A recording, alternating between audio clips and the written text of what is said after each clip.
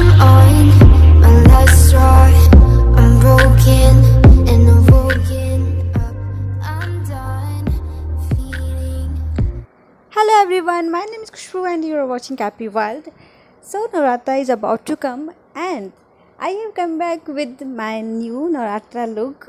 Usually I prefer to explain tricks and technique in my every video. So with the same ritual, let's start the video. इस video की शुरुआत में ही कुछ changes है। Normally मैं eye makeup से start करती हूँ, लेकिन आज मैंने बेस मेकअप के साथ स्टार्ट किया है, तो इस न्यू एक्सपीरियंस को आपके साथ शेयर करना था। तो चलिए देखते हैं। तो सबसे पहले मैंने अपने फेस को क्लीन किया, उसके बाद फिर टोनर अप्लाई किया और उसके बाद फिर 2 से 3 मिनट का गैप लेना है।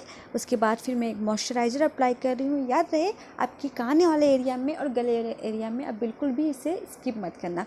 उसके बाद फिर से वेट करना और उसके बाद मैं यहाँ पे पैक का पोर प्राइमर यूज कर रही हूँ, क्योंकि जहाँ पे पोर्स ओपन पोर्स वाले हिस्से होते हैं, जैसे कि नोज़ एरिया में, नोज़ के साइड वाले एरिया, चिन एरिया में, इस जगह अप्लाई की हूँ। और उसके बाद फिर मैंने एक दूसरा प्राइमर आप यूज करना या फिर नॉर्मली एलोवेरा जेल को अप्लाई कर सकते हो।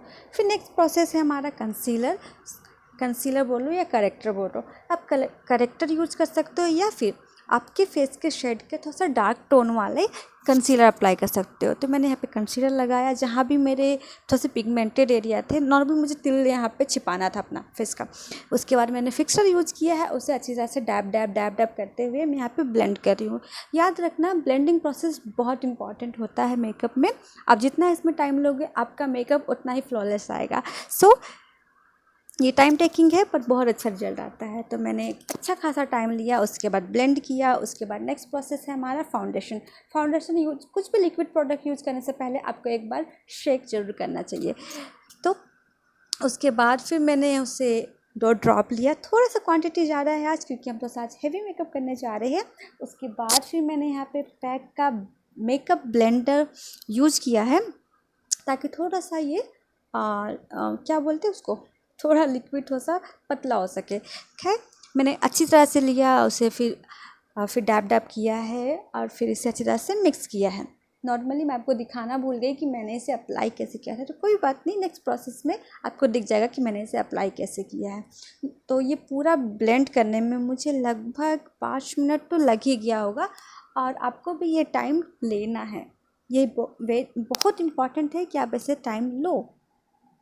सो आपको इस तरह से अप्लाई करना है। आप जब भी फाउंडेशन अप्लाई करो ना, मतलब एक एरिया छोड़कर फिर दूसरे एरिया से स्टार्ट करते हैं, ऐसे मत करना। ऐसे में क्या होगा ना, आधा जगह क्वांटिटी ज़्यादा हो जाएगा, फिर अगला जगह क्वांटिटी कम हो जाएगा।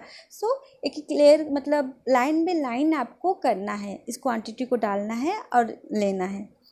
उसके बाद मैंने फिर से फिक्सर अप्लाई किया है और उसे डैप डैप करते हुए यहाँ पे अप्लाई कर रही हूँ। फिर ओके, तो उसके बाद हमारा नेक्स्ट प्रोसेस है कॉन्टोर। तो मैं यहाँ पे अच्छी तरह से कॉन्टोर की पहले तो मैं लाइन शेप दे रही हूँ। नॉर्मली हमारे ये परसेप्शन होता है कि हम कॉन्टोर कर रहे हैं, मतलब उनका फेस में थोड़ा सा चर्बी हो तो उसे हमें रिड्यूस करना है, पर नहीं, क्योंकि हम फाउंडेशन यूज़ करते हैं तो उसके बाद हमारा नॉर्मल जो कॉन्टोर वाला एरिया होता है वो छिप जाता है, तो हम उसे फिर से शेप को रिक्रिएट करते हैं, इसलिए कॉन्टोर अप्लाई करते हैं। और हाँ, थोड़ा सा चर्बी हो तो उसे भी हम कम करते ही हैं। उसके बाद मैंने अच्छा खासा अमाउंट लिया, फिर उसे अच्छी तरह से ब्लेंड कर रही हूँ। आपको ब्लेंडिंग में एक चीज़ इम्पॉर्टेंट है कि आपको नीचे की तरफ ड्रैग नहीं करना है, आपको ऊपर की तरफ लेके जाना है। आपको दिख रहा होगा मेरे कान के एरिया के पास के जो बाल है ना, मैं उसके साथ में लेते हुए यहाँ पे ब्लेंड कर रही हूँ। अगर आप कोशिश करो कि आप थोड़ा सा राउंड राउंड करते हुए इसे ब्लेंड करो। फिर उसके बाद फिर नोज एरिया को भी मैं अच्छी तरह से ब्लेंड कर रही हूँ। और हाँ, ये भी टाइम टेकिंग प्रोसेस है, तो इसे भी आप अच्छी तरह से करना। आपको अगर कम करना है तो आप कम कॉन्टूर करो। मुझे थोड़ा सा हैवी करना था, मैंने थोड़ा ज़्यादा कॉन्टूर लिया है यहाँ पे। उसके मैं अच्छी तरह से ब्लेंड कर रही हूँ। ब्लेंड कर लेने के बाद हम इसे और थोड़ा सा डेंस दिखना चाहते थे, तो यहाँ पे मैंने ब्रोंजर अप्लाई किया है। और ब्रोंजर का भी टेक्निक वही है। नॉर्मली मैं आपको यहाँ पे दिखा रही हूँ कि कैसे करना है। आपका आउटर लेयर और फिर जो हमारा कान के ऊपर वाला एरिया है, यहाँ पे आपका कॉन्टूर वाला हिस्सा होता है। इस एरिया से बाहर मत लेके आना, बिल्कुल बिल्कुल अच्छा नहीं लगता है।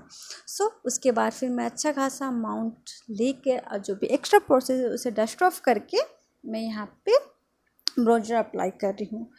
उसके बाद हम अपने नेक्स्ट प्रोसेस की ओर चलते हैं। मैंने इसे अच्छी तरह से ब्लेंड कर लिया है, आपको दिख रहा होगा। उसके बाद मैंने यहाँ पे मेबलिन का लिक्विड फाउंडेशन लिया है और एक ड्रॉप लिया और उसे फिर से इसी मेकअप ब्लेंडर के साथ मिक्स किया, 2 ड्रॉप के साथ। और यहाँ पे मैंने लिक्विड ब्लश की तरह इसे यूज़ किया है। आप भी ऐसे यूज कर सकते हो, नॉर्मली लिपस्टिक के साथ भी यूज कर सकते थे, पर मुझे थोड़ा सा लाइट करना था उसे, इसलिए क्योंकि वो बहुत ज़्यादा पिगमेंटेड है। तो उसे मैंने अच्छी तरह से किया, फिर इसे मैं लिक्विड ब्लश की जैसे मैंने यूज़ किया। उसके बाद हम अपना हाइलाइटिंग एरिया यहाँ पे ड्रॉ कर रहे हैं। हमारा हाइलाइटिंग एरिया जैसे कि हमारा फोरहेड हो गया, नोज एरिया, फिर अंडर आई, और उसके बाद चिन और अपर लिप, इतनी जगह हमारे हाइलाइटिंग एरिया है। प्लस आपका कॉन्टूर के नीचे वाला एरिया जहाँ पे आपको शेप देना होता है, सभी जगह मैंने किया। और हाँ, आपको एक इम्पॉर्टेंट रखना है कि क्योंकि ये फास्ट फॉरवर्ड आपका दिख रहा होगा ना स्पीड में, तो आपको दिख रहा होगा बहुत ज़्यादा मैंने यहाँ पे फोर्स करके अपना डैब डैब किया है, लेकिन नहीं, आपको बहुत स्लो करना है, मतलब जल्दी करना है लेकिन स्लो करना है सॉरी, जल्दी करना है पर लेस प्रेशर के साथ करना है, इससे आपका मेकअप बहुत अच्छे से सेट हो जाएगा।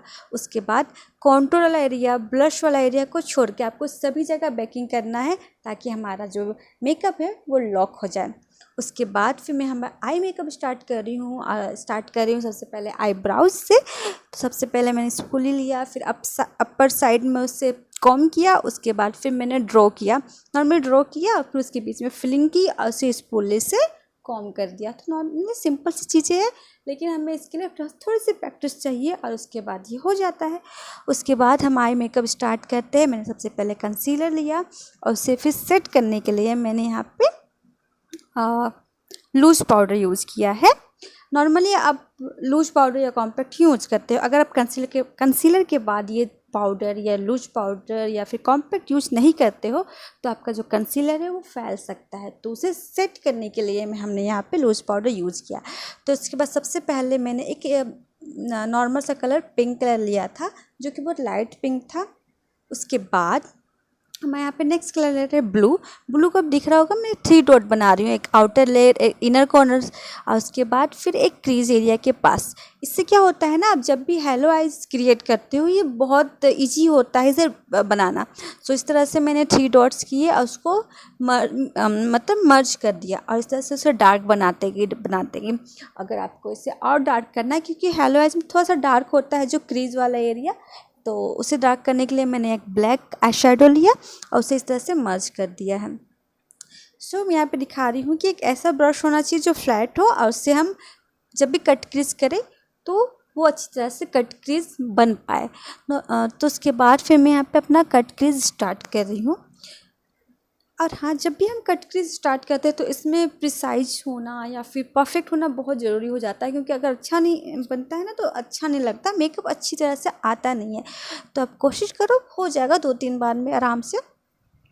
उसके बाद अच्छी तरह से मैंने यहाँ पे कट किया है। तो अभी मैं हेलो आइज की बात करी, हेलो आइज क्या होता है ना, हमारा जो आई बॉल होते हैं उस जगह पे हम हाईलाइट करके मतलब कट क्रीज बनाते हैं, और इस तरह से हमारा हेलो आइज बन जाता है। तो उसके बाद फिर मैंने यहाँ पे एक